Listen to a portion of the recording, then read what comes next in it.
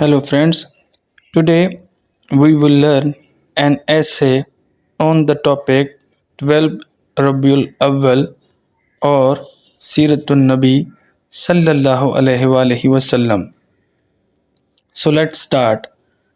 12 Rabiul Awal, also known as eidmiladunnabi sallallahu alaihi wasallam, is a significant date in the Islamic calendar, marking the birth of the Holy Prophet sallallahu alaihi wasallam.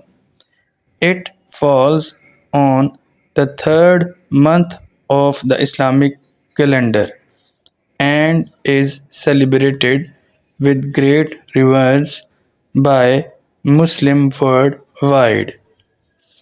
On this day, Muslim gathers at mosques to offer prayers, recite Quranic verses, and reflect on the life and teaching of Holy Prophet.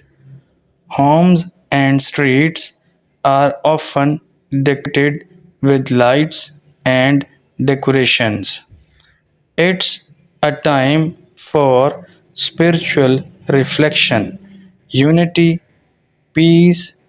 As a Muslim, commemorate the birth of the final messenger of Islam.